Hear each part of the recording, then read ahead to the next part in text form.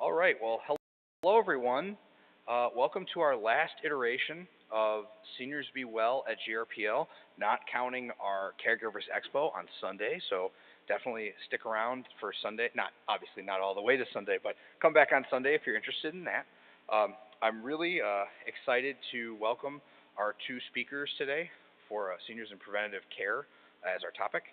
And for our first speaker, we'll be welcoming Kellie Clark, MD, and Kellie got did her undergrad education at Wayne State, so Detroit's own, go Warriors, and she got her medical degree at Central Michigan University, fire up chips, so go on, good on that, and she enjoys working with a lot of different types of patients, including elderly patients, young patients, and takes kind of a full spectrum family medicine view, which I think is really important and really necessary. And outside of work, she enjoys cooking and reading and spending time with family, all the things that make life worthwhile. So, and for our second speaker from uh, the Area Agency on Aging of Western Michigan, the AAAWM, we'll welcome Stephanie Hecksel and uh, excuse me. She works with the AAWM, works with older adults and adults with disabilities to help individuals live as independently and as fully as possible. Prior to this, Stephanie was an outreach specialist at AAWM for 6 years, and she has also worked in long-term care settings as well as with grief and cancer support groups. So thank you very much, and I'd like to welcome Dr. Clark to the stage. Thank you.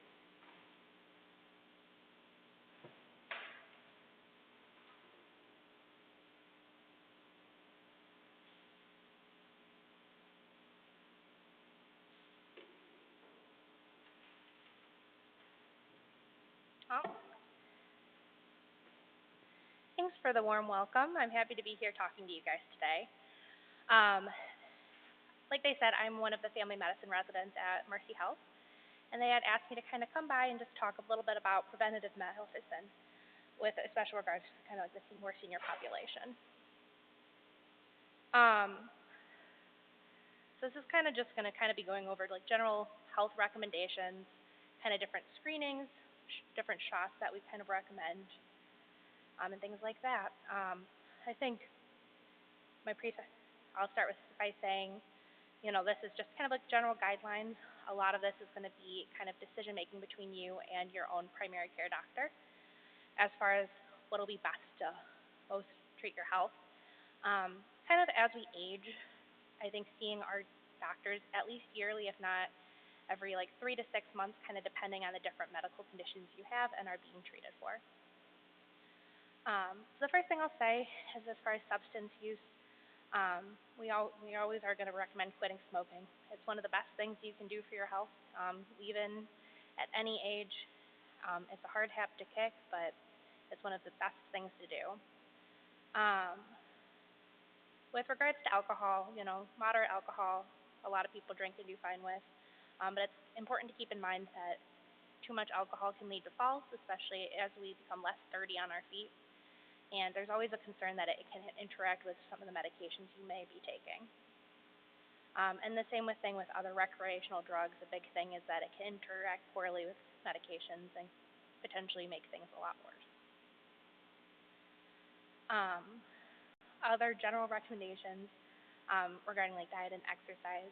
So continue to eat a diet rich in fruits, vegetables, proteins, making sure we stick with healthy fats such as vegetable oils like olive, canola, fish, nuts, and seeds are good things to have in our diet. Making sure we're eating a variety of food, really focusing on these healthy fats, fiber, and the like. A goal for exercise is a good goal is to aim to exercise 30 minutes about 5 times a week. I think it's especially important to try to find a combination of aerobic activity, that's things that kind of get your heart rate going, such as brisk walking, swimming, that sort of thing, as well as strength exercise like lifting weights to really help with our bones.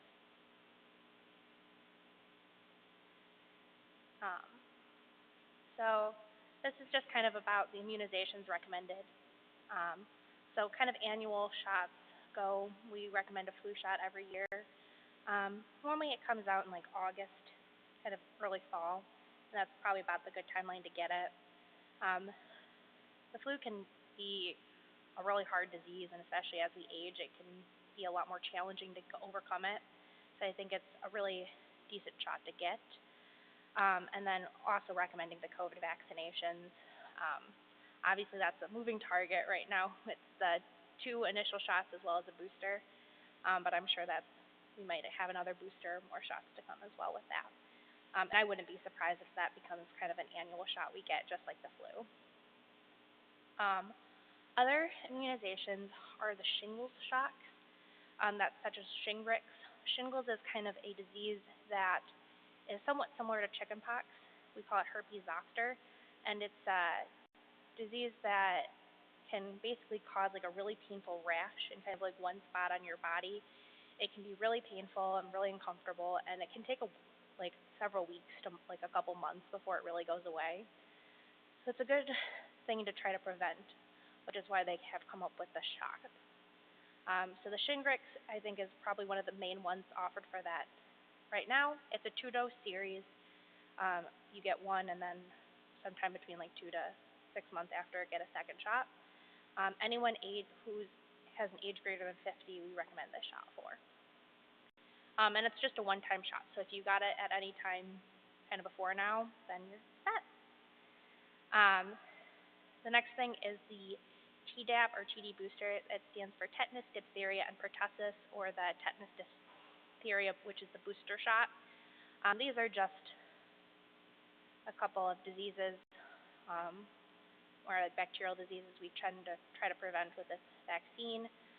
Tetanus can cause like muscle spasms and can be really dangerous, as can diphtheria and pertussis, which really affect the lungs poorly. Pertussis is another name for it is whooping cough, as I think is the more popular term. We recommend this shot every 10 years. Of note, sometimes it's hard to get this covered by Medicare, which I'm sure a lot of you, that's the insurance you guys have. But one thing to note is if at any point you have anything that damages your skin integrity, like you cut yourself gardening, you cut yourself cooking, anything like that, if you go to either an urgent care or your primary care doctor, they can get you that tetanus shot, and it'll be covered by your insurance because you had that injury. So that's kind of a way to get a nice vaccine with insurance covering it. And then the other big thing is going to be the pneumonia vaccine. We recommend this at age greater than 65, or kind of depending on different chronic conditions you have, it might be recommended for you to get younger. So you might get one when you're somewhere between like your 40s or something like that, and then another one when you are greater than 65. This is a good one because this is the pneumonia. Fights against several of the common strains that can cause the pneumonia, which is that really bad lung infection that we really like to avoid. So those are kind of the big immunizations that you would be expected to be talked to about.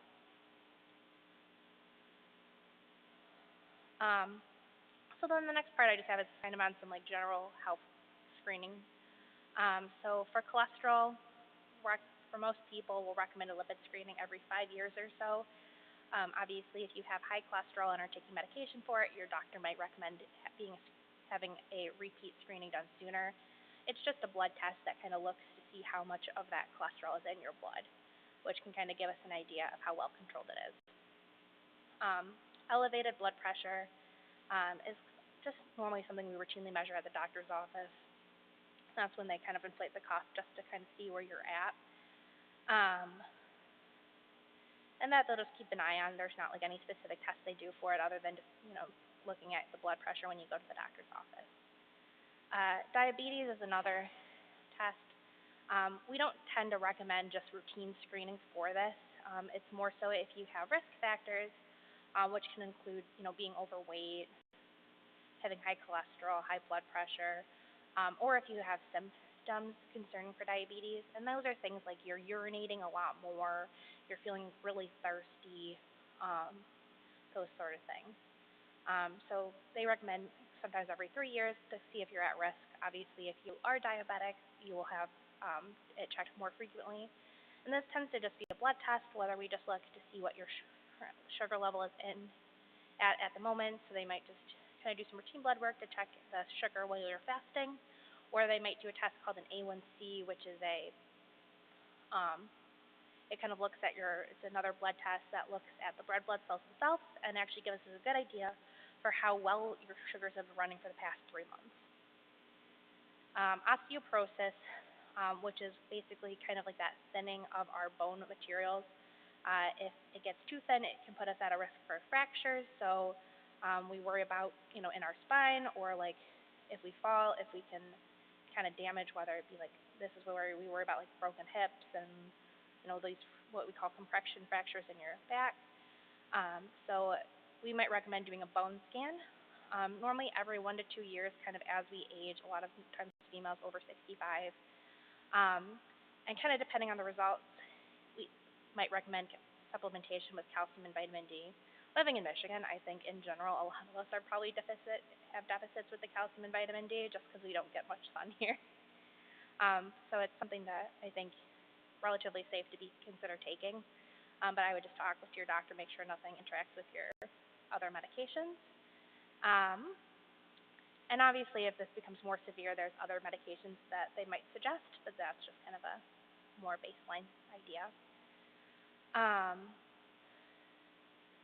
For coronary artery disease, which is kind of as time progresses, we tend to have, especially if we have higher cholesterol levels, we tend to build up kind of in the sides of the arteries of our heart, as well as sometimes other arteries in our neck and other places in our body, which is concerning for heart disease as well as strokes. So sometimes people might recommend a low-dose aspirin, so like kind of like that baby aspirin or the 81 milligram aspirin, to take daily, which basically kind of acts as a blood thinner, which helps at least prevent things from like kind of getting blocked off and helps the blood flow more smoothly. This one's specifically for men, which is a one-time screening for what we call a AAA, which is an abdominal aortic aneurysm, which is basically kind of an outpouching of part of the wall, can fill up with blood. And the concern is if it gets too weak, it could potentially rupture. So in any men from 65 to 75 who have ever smoked, we recommend a one-time screening. It's just an ultrasound, which is a kind of just like a little imaging method that uses radio waves to kind of see if there's any signs that there's one of those present. Again, it's just more common in men, tends to be a higher risk, so the benefit to screening women was just not there. And then the other thing is depression screenings. So they'll be, when you see your doctor, they'll kind of ask questions about how your mood has been, if you are continuing to find pleasure in the things you normally do in life, and kind of depending on those answers, might ask you even more questions regarding how you've been sleeping, eating, etc. And a lot of those are concerns for depression, which kind of as we age and how, our daily days kind of change, we might have, continuing issues with mood. And it's important to pay attention to those things because a lot of times there's medications and other like behavioral therapy methods that can really help improve those feelings. And then the other thing is dementia screenings. So there's cognitive testing that they might do when you see your doctor. Don't feel personally attacked if they do that. It's not that they think anything's necessarily wrong, but it's sometimes a really good thing to have a baseline. So it's a bunch of silly tests where they'll have you like write the numbers on a clock, show a specific time, kind of memory questions and things like that they'll kind of go through just to kind of see how you're doing. And I think that's an important thing too, because a lot of the times there's some medications we can take to at least help sometimes in the early stages of dementia. And I'm hopeful to see as they develop more and more things that hopefully we'll have better answers for those sort of things too. Other general kind of health recommendations is we do recommend visiting a dentist every 6 months and getting an annual eye exam. So those are kind of the other two specialists we recommend everyone sees every year. I know another big thing as far as preventative medicine goes are cancer screenings. And a lot of these are kind of going to we have different guidelines, and the guidelines can change somewhat, kind of depending on what they find. Um, and it might get to the point in which if you have a lot of risk factors, sometimes your doctor will kind of talk with you about kind of the risks and benefits of these procedures, because eventually we'll all get to a point in which it might potentially be more harm, because a lot of the times we're trying to find cancers before they can really take an effect, and a lot of these cancers, it's normally about 5 to 10 years before we really worry about them doing a lot of damage. So depending on your life expectancy and kind of how you're doing with your other conditions, they'll kind of determine if it might potentially cause more harm than good. And so cancer screenings that we do are a mammogram. I'm sure you've all had, the women in the room have had this done.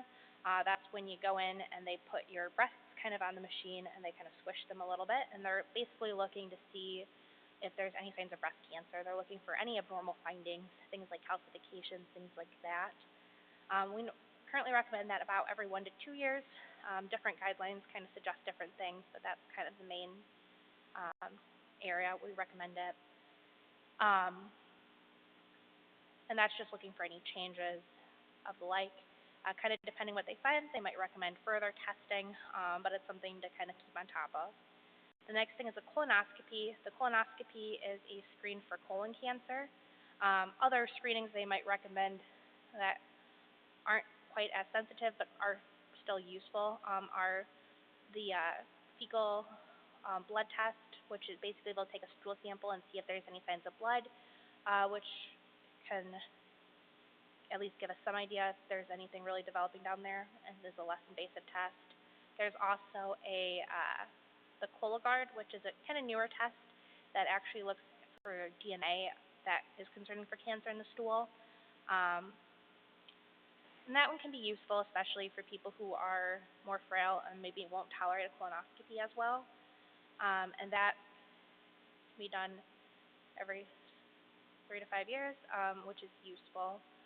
The one caveat with that is if they do find anything abnormal, sometimes it gets funky with getting, you will need a colonoscopy at that point to see if there's anything there. And sometimes insurance gets a little messy with paying for that. But a colonoscopy, that's the test where they basically take the tube, kind of similar to the picture I have on the slide here, and they basically take a little tube with kind of a camera at the end, kind of feed it up from the rectum kind of into the main portion of the colon. They're looking for any abnormalities, things that are concerning for cancer, areas of bleeding, areas of what we call polyps, which are kind of little growths out of the colon. A lot of the times when they do the colonoscopy, if they find polyps, they'll take them out. So they'll actually take the sample and then they'll send it to see if there's any concern for cancer.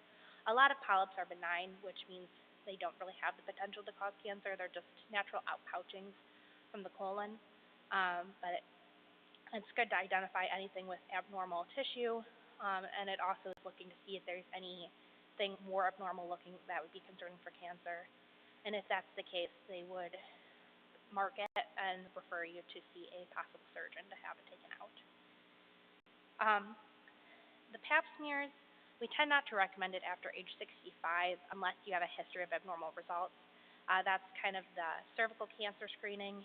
It's where they go in with the speculum and use little brushes and spatulas to kind of just get some sampling off the cervix. It's just kind of as like the potential to become malignancy, as well as just the chances you still have HPV that has that potential after 65 is just not really there. It tends to be a disease in the younger. Most people clear HPV when they're young, so chances are it's not something you're going to develop kind of at that age. So if everything's looked normal to 65, it's really not something we worry about. But if you have had a history of an abnormal result, they will continue doing pap smears a little longer than that as well. The prostate-specific antigen testing is a test for prostate cancer. It's currently not strongly recommended just because it's not quite as sensitive as we'd like. A lot of people can have elevated PSAs without having cancer, which led to several unnecessary surgery, but it can be helpful in kind of getting a baseline, or if it's really high, could indicate something's going on. We tend not to recommend it as a general screening, but kind of because the data is so all over the place, different primary care doctors kind of act differently. So it's just really a good conversation to have with your own specific doctor, whether or not that's a decent test for you. A lot of times if you become symptomatic, so you're having trouble with like peeing, like it's really difficult to start a stream, things like that, they might recommend having that testing done at that time as well. But that's just something to keep in mind. And the last thing is for lung cancer, we do sometimes recommend a low dose CT, which is an image of the chest, and that we recommend for people who have a greater than a 30-pack year smoking history, which roughly means you smoke roughly a pack a day for 30 years. So if you smoked 2 packs a day for 15 years, that would be also qualify for that. Or if you smoked half a pack for 60 years. And that's just because those people are at a higher risk. Sometimes it's a good idea just to kind of take a picture, see what's going on there.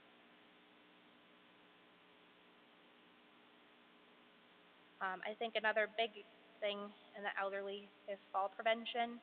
A lot of our injuries and issues can lead from having an incident where you fall. Things like getting regular exercise or even considering physical therapy to help increase your steadiness on your feet. Making sure you're wearing well-fitted footwear, things that fit well, you don't slip in, have a good grip on the ground. Avoiding sedating medications, things like Xanax or like even some of the antihistamines, like the allergy medications can be pretty sedating, which can make it easier for us to fall. And then another thing to consider is if you feel dizzy at all while standing, take it slow.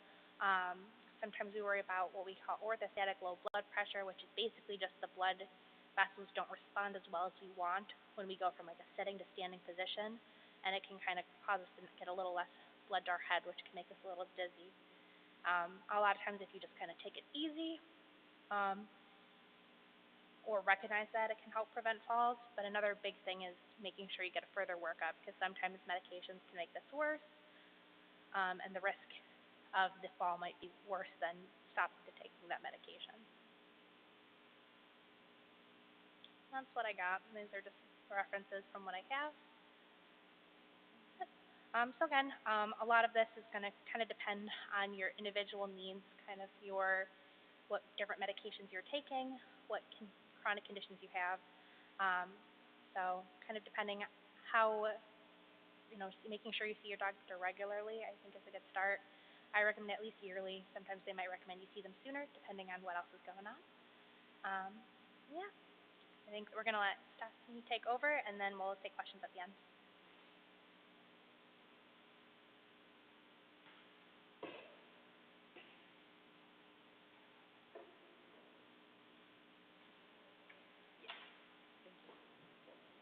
All right, we'll get set up here.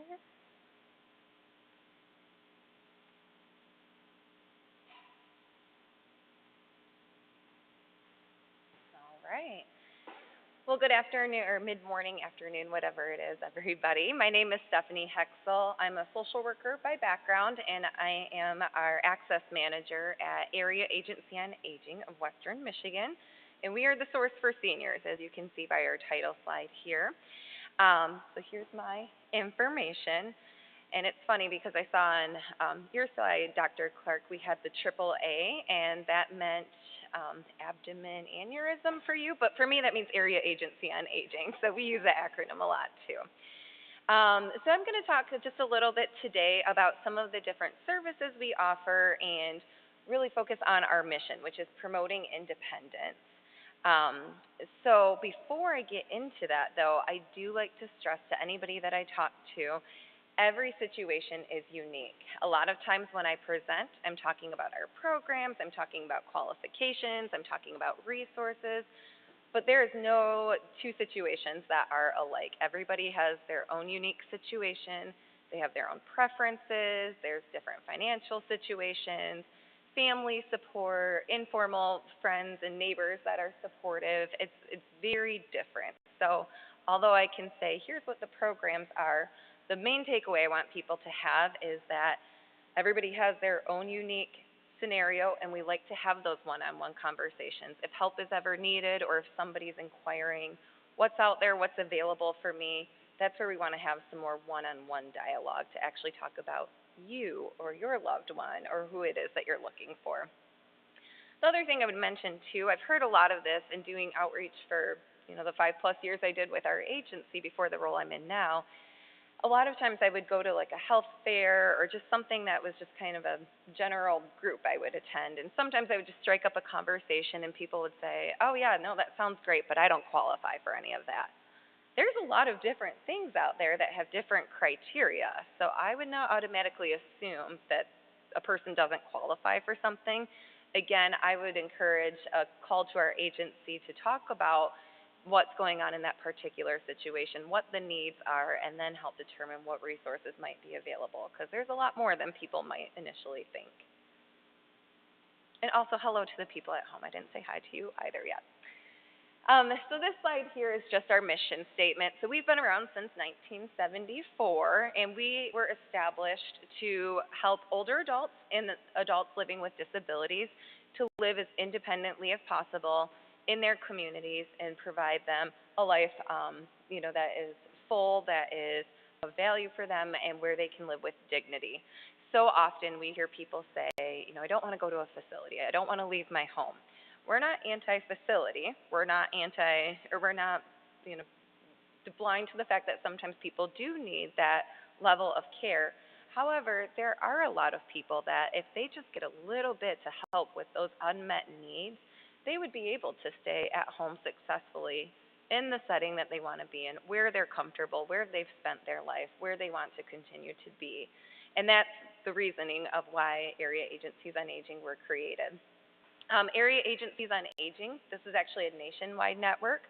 So we're all over the country. We are all over the state. But Area Agency on Aging of Western Michigan, in particular, a nice long title, we have a 9-county area that we serve, and that's what you see on the slide here. If somebody were to call our agency and we find that they're in a different county outside of the area that we serve, what we would do is help them get connected to their correct Area Agency on Aging. So one thing that we offer, this is kind of a general thing for anybody that calls us, is what we consider information and assistance. Anybody is welcome to call Area Agency on Aging. We're open, traditional business hours, Monday through Friday, 8 to 5. But everything really operates off of one main phone number. What I like is when you call our agency, you are not getting a menu that's like press 1 for this, press 2 for that, press star, star, star, and hope you get to the right spot. You are actually going to be directed into our intake department, where one of our 4 workers is going to answer the phone and say, all right, you called. Like, tell us what's going on. Tell us about the situation. A lot of times the people that are calling us for the first time are not the senior calling for themselves. It's usually, I always pick on this, but it tends to be the majority. It's usually the adult daughter that's involved, that's kind of in that caregiver role.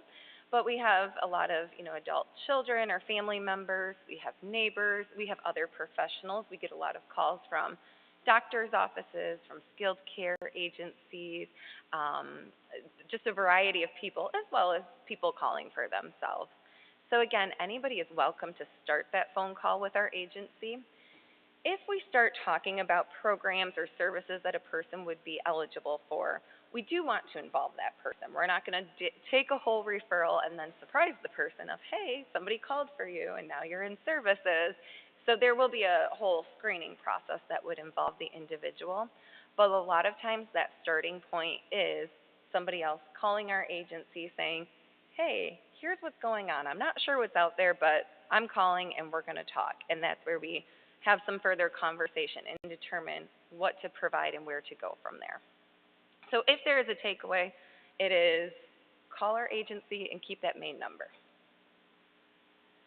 So I'm going to talk for a couple minutes about the different programs that we offer, and this could be a whole separate topic and a whole nother time. It could be very lengthy, and I'm going to give you the shortened version for purposes of today. But I do want to introduce you to a couple of the care programs that we directly get funding for and provide. The first one is called My Choice Medicaid Waiver. And as the name indicates, it is a Medicaid-based program. Now, this gets confusing for people too because there's Medicare insurance, there's Medicaid insurance, and then there's 30 different types of Medicaid programs in the state of Michigan, and all have different criteria, different income limits, and sometimes different asset guidelines as well. So ours falls under long-term care. And again, when people call our agency, I by no means expect that they are experts in Medicaid or know what that even means or have ever heard of this program necessarily. I mean, I hope they do because that's part of my job, but a lot of times, unless somebody needs this program, you're not really thinking of it. It's not necessarily one that's broadcast widely that you would be very familiar with. So this is something that, again, during a phone call, if we're hearing that somebody might have high care needs, but their goal is to stay at home, we might start talking further about this program and what that means. But in general, what My Choice Medicaid waiver provides and who it's for adults who are certified disabled if they're between ages 18 to 64, or adults who are age 65 and up, who, based on their current level of functioning, would qualify to be in a nursing home based on what the state of Michigan says is nursing home care, but they would like to have their needs met in the community. So we're working with individuals that could actually be in a nursing home for long-term care because their care needs are at that level, but we're going to provide services to them in the home or in the setting that they choose to be in outside of a facility. There's Medicaid income and asset requirements, and again, that's where it's like we could go down that whole rabbit trail. But what I would say is for this program, there is a higher income limit than those who are just trying to get Medicaid insurance in the community. We explain this during the phone call, so if we're having a phone conversation with somebody and all of a sudden it's sounding like this is the program that would probably be the best fit, we're actually going to do some pre-screening over the phone and have some conversation about what the financial requirements are, as well as what the financial situation is of that person, so it's more individualized and they can better understand what we're talking about. Because again, if I'm just presenting this, it's a big topic and pretty complex to understand, so that's why these one-on-one conversations are really helpful. But there is an income limit. There are asset requirements that we review. We do help people become eligible for Medicaid for this program. So if people come to us and they hear in the title that, oh, I have to have this kind of insurance and I don't have it, part of our process is helping people apply. So again, I always tell people, don't just assume you don't qualify because you might, and we'll help you with that part of the process. And then there would have to be an ongoing need for the service, or at least one service that this program provides. So again, the main focus with this is we're working with individuals, sometimes as young as 18, even though we're Area Agency on Aging, we're sometimes working with those younger individuals who could be in a nursing home for long-term care, and we're trying to meet their needs elsewhere. When we talk about the services that this program provides, all of these bullet points are different things that My Choice Medicaid waiver receives funding for. So Area Agency on Aging, our care management team primarily consists of registered nurses and licensed social workers. Our job is to do the screening process for individuals over the phone. That's the referral process. And then we do assessments.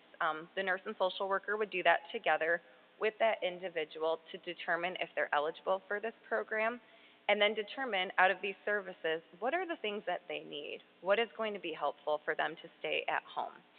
A lot of times the people we're working with in this program need help with personal care. They need somebody there every day to help them get ready, get dressed, do their morning hygiene routine, remind them to take medications, maybe prepare breakfast, throw in a load of laundry, do some vacuuming, other household tasks like that. So it would be somebody that would be there to help potentially every single day with that. Depending on a person's situation, sometimes people would really benefit from having home-delivered meals because they're not able to make every meal for themselves easily. In addition to that, we have a lot of people that benefit from having liquid nutrition, so like the Glucerna or Ensure drinks. A lot of people are prescribed those by their doctor, but sometimes between insurance and what's available in the community, that cost can, become a bit much, and that's something that My Choice Medicaid waiver could cover. Again, depending on what the needs are when somebody's in this program, we've helped install ramps or do home modifications to make the home more accessible for the individual. Again, dependent on the situation, sometimes people need transportation or help with managing their medications every week. These are the different types of things that My Choice Medicaid waiver can provide. What you see on this list, typically these are things that are not covered by insurance. So a lot of our participants have Medicare, maybe a secondary insurance that would cover their health care costs, but there's not a lot of insurance out there, or I don't know if there's any insurance that's going to pay for a caregiver to come in and do what's kind of considered these non-skilled day-to-day tasks. So that's where this waiver program can be applicable. What's nice about this is a long-term care program. So as long as people qualify, it's working for them, and they want to keep being in the program, this is meant to be indefinite. Sometimes we do see people shorter term, just based on their needs or when they come to us for the program. So we do have people that are maybe with us just for a few months, but at this point in time, we've also had people that have been in this program for over 20 years. This program started in 1992, so I don't know if we have any originals, but we do have people that at least for 2 decades, they could have been in a nursing home that whole time, and they were able to stay in the community. And again, I want to stress we are not anti-nursing home, but I do think that this program has been very fulfilling for those that do want to remain in the community and remain active and not feel like they need to be in one room of a facility, but they want to be in their own house, in their own space, but they still need help making sure their day-to-day needs are met. That's what this program is here to do. So again, I talked a little bit about the referral process. Typically, throughout the state of Michigan, there are 2 agencies that receive funds to administer this program. So we are one of them, as well as Reliant Community Care Partners. The program requirements, how it works, people are assessed, that is all the exact same. This gives people choice, so it's not just one agency administering the program. Some of the difference too, there are some agencies we partner with that would actually have their caregivers come in to do that personal care, housekeeping, whatever it is that the person's going to be receiving. There are some agencies that prefer to work with just us or just Reliance. There are some agencies that don't want to work with this program, and agencies that work with both of us. So there might be differences that way, but that is all explained, with the individual when they call us so that we can help walk them through the process. One exciting thing is we currently have openings in this program. That's not always the case. Sometimes there is a longer waiting period. So if somebody calls us today, we do that phone pre-screening. There's no form or application anybody needs to fill out. They just answer the questions we go over on the phone. That's going to tell us if they're, based on how they answer those questions, if we can offer them an assessment. And if so, it's usually done within a couple of weeks that we would get that assessment completed and get this process started. So it does move fairly quickly right now, which is great because as often as I try to go out and tell people, call proactively, think proactively, I think the reality is people call when they need help real time, not calling saying, I think I'll need help in 6 months. So it's great that we're in a position that we can actually serve people very quickly.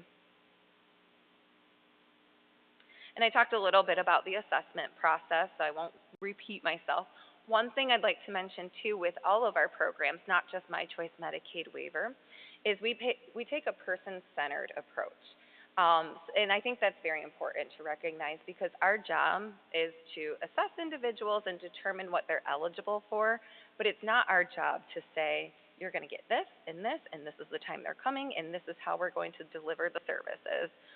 We can tell people, based on our assessment, this is what you'd qualify for, this is what we could get in place, but you tell us what you would like to have in your home. You tell us how you would like to receive care. You tell us if there's other people that you would want to have involved, or sometimes we see people that, again, I'll pick on the adult daughter because I like to pick on her, but we see a lot of people that say, my daughter's been very helpful with me, she's doing a lot of this stuff already, but the trade-off is she can't work because she's kind of caregiving for me full time. we have been able to arrange having family paid caregivers through this program. So there's a lot of things that happen, with the services with this program, but it's very much driven by that individual. It's not us coming in saying, you need to do this or you need to do that. It's us coming in saying, you have access to these services based on our assessment. How should we proceed? You tell us. So I do like that approach as well. Especially working with older adults. I'm in my mid-30s. Who am I to go tell an older adult, this is how you should live?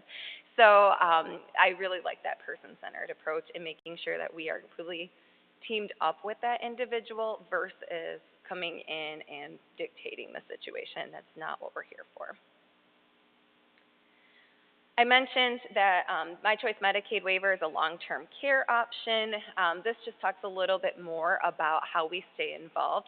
So at a minimum, every 30 days, we are in contact with our participants, and a lot of it is to see, how are you doing? Has anything changed? Have you seen your doctor recently? Have you had any ER visits or hospitalizations? Any falls? A lot of these questions help us determine what's going on and identify if there have been any changes. Do we need to change or adjust any of the services we have in place to make their living situation even better? Sometimes these calls are very quick. I just did one earlier today that was like, I'm fine, nothing's changed, bye. Cool, sounds good, I'll talk to you in another month. But other times, there are situations that come to our attention where we do have some resources that we could put into place, and it's identifying those needs that we get in these calls that we can work with that individual for that. Now I'm just clicking around. There we go. And then we do periodic reassessments throughout the duration of care. So typically we're doing those calls every 30 days, and then once they've been established with us for a bit, then we're assessing them about every 6 months, where we would actually, in 2 weeks, we'll resume this, go see that individual, see their home environment, and spend some more time with them too as their supports coordinator to determine, are your needs being met? Is this program doing what it's supposed to be doing? And then My Choice Medicaid waiver does work in conjunction with other services. So we have a lot of people that are on hospice care, are receiving in-home physical therapy or occupational therapy, or have other providers in place. We all work very collaboratively. So with a program like this, it is not you pick one or you pick the other. It's we will work in conjunction, and if there's other services in place, we typically are the payer of the last resort. So we're looking at what's insurance covering, what do you have in place, what are still the unmet needs, and then let's fulfill those gaps for you. I won't spend, okay, I'll say that was the one we're going to spend the most time on because there's the most to comment on that one. So the next ones will be a little bit faster. But the next program that we offer, and I always like to mention this even though it oftentimes does not apply to the group that I'm directly presenting to, but it's good to be aware of. We have a couple of transition programs. One's called Transition Navigation. The other is called Nursing Facility Transition. But these are geared towards individuals who are in a nursing home but would want to be back in the community, whether that's independent living or assisted living, and they're running into barriers with that transition, with getting out of the nursing home. So this program works with those individuals to help get them from point A to point B and make that move happen successfully. What's unique about this is we actually get funds to help people apply for independent housing. There's a lot of people we work with that don't have a home to return to, so they're starting at square one, and we assist them with that. We also work on identifying assisted living settings. We can help pay for furniture, ramps, a variety of things that people are going to need to make sure that the move from point A to point B is successful. And we also look then at care needs and say, when you move from point A to point B, what are you going to need when you're in your new setting? And let's make sure you have a care program that will help you as well.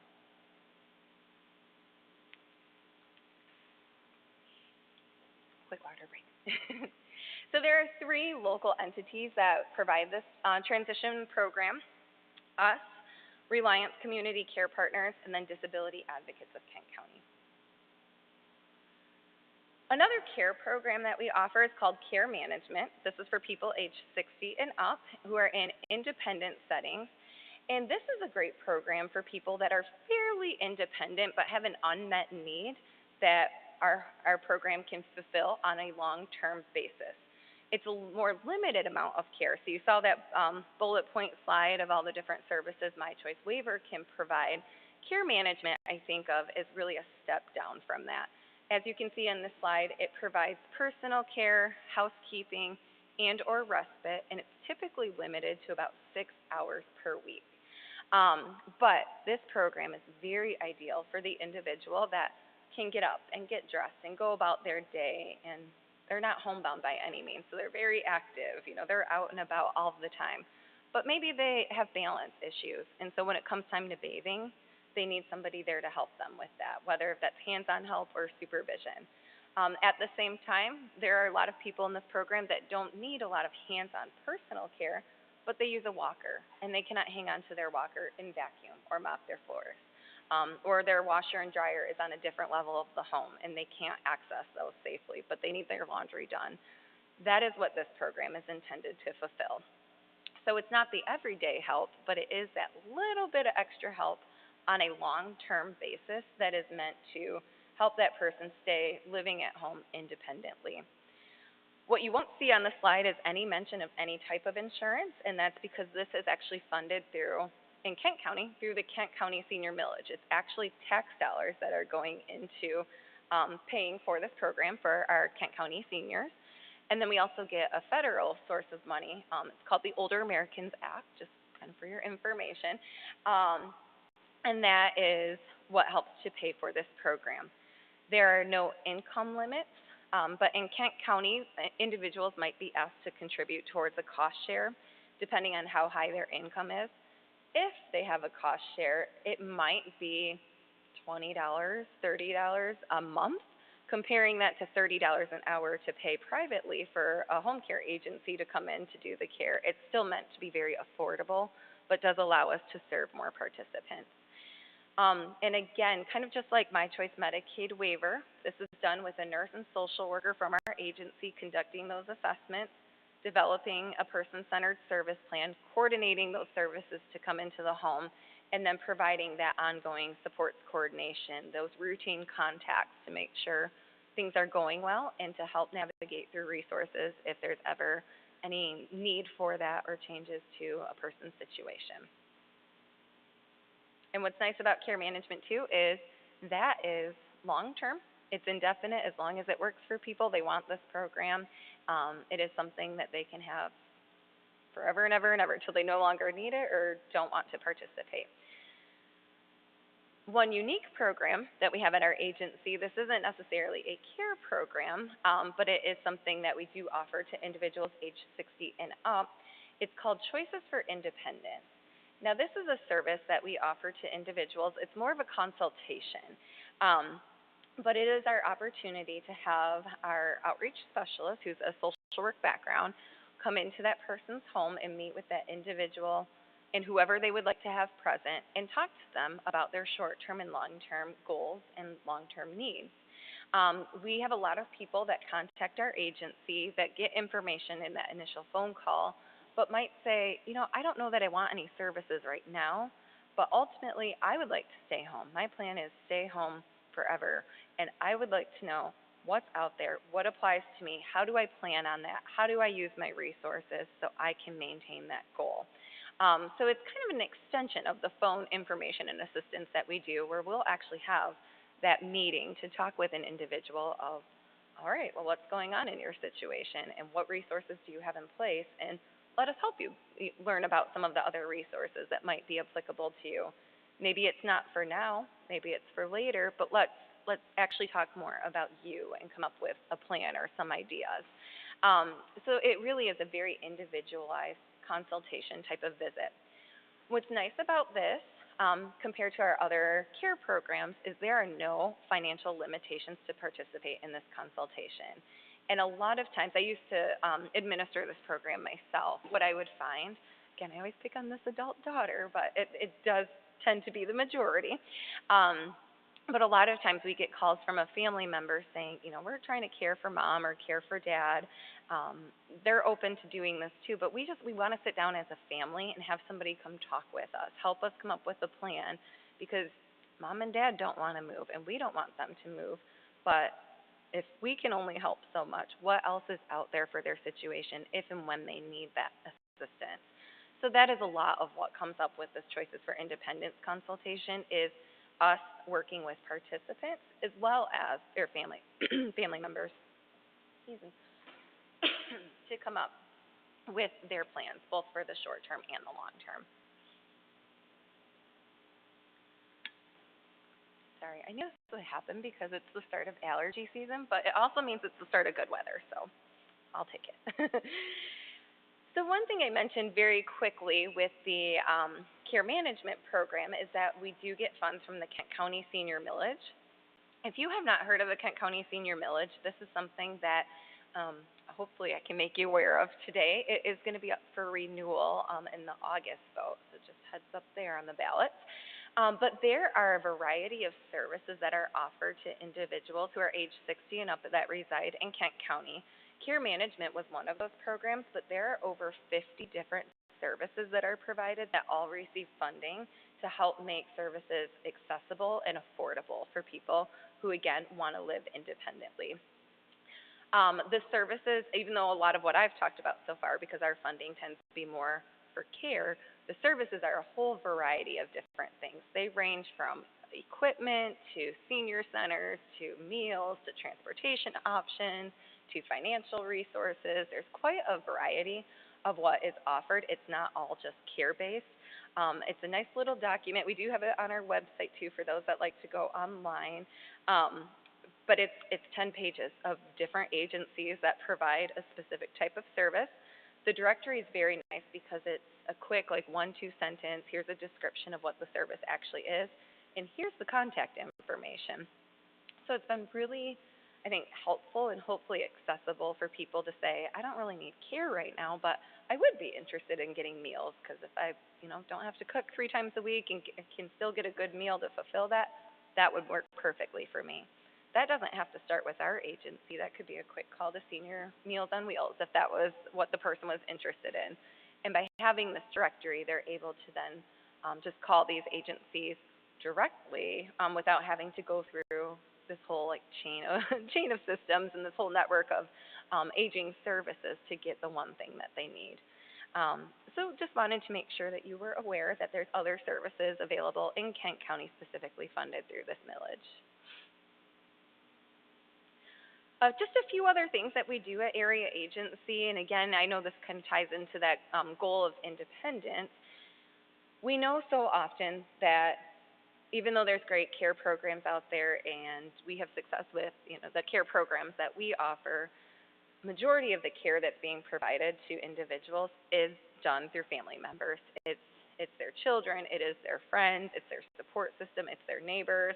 It is these informal supports that are continuing to help individuals when they are needing that assistance. And caregiver can be a pretty broad term, but we know that caregiving can be very rewarding, and we do what we do for the people we love because that's what you do for the people you love, right? But we also know that caring for somebody can be very demanding and very stressful, and we want to make sure that we as an agency are here to support anybody in that caregiving role as well.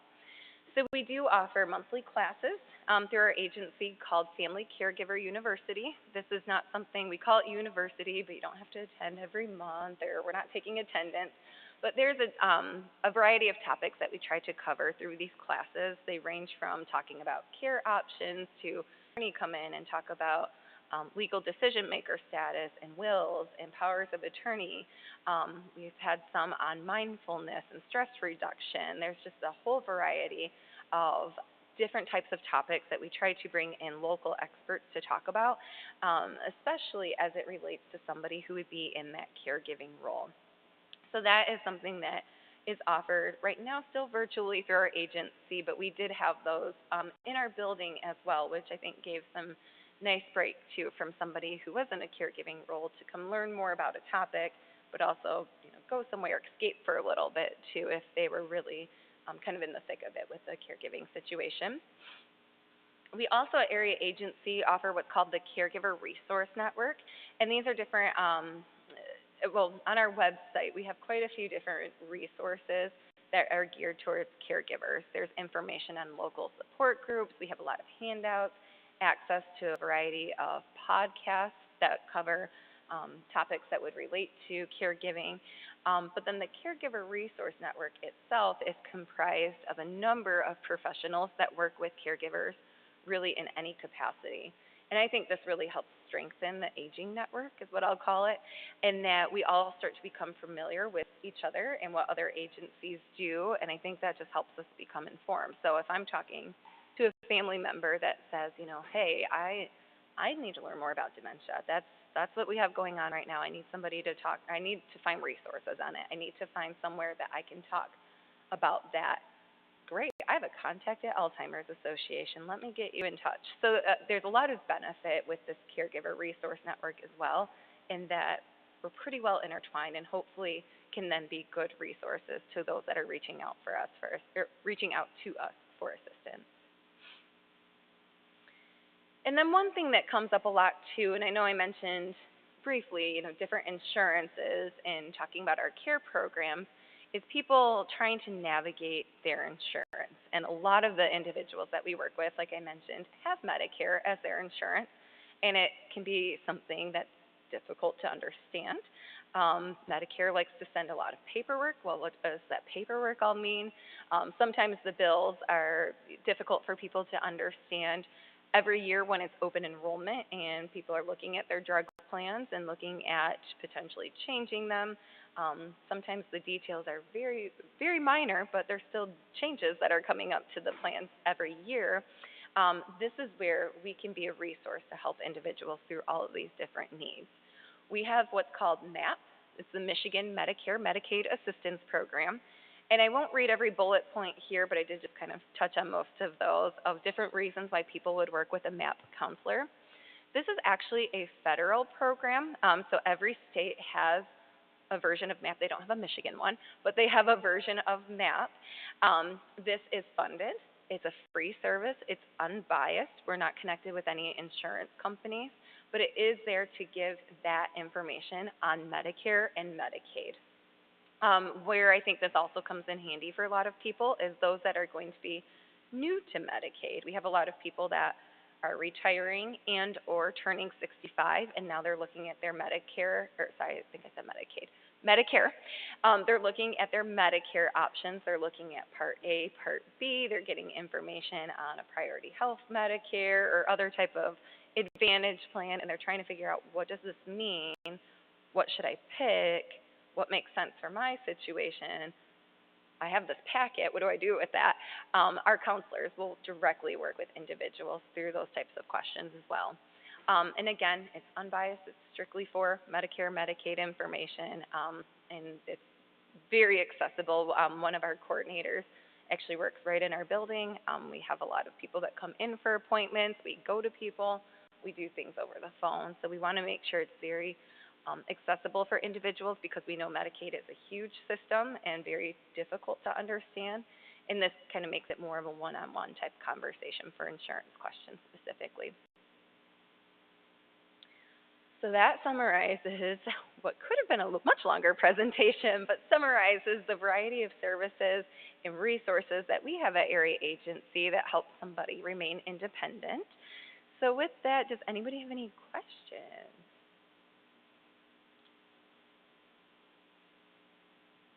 All right, Area Agency on Aging experts, I like it. Again, if there are ever any situations where somebody would want to talk further about their unique situation for themselves, their loved one, whatever that might be, we have that one phone number for everything. I would encourage a call there, and hopefully we will be your resource. Thank you.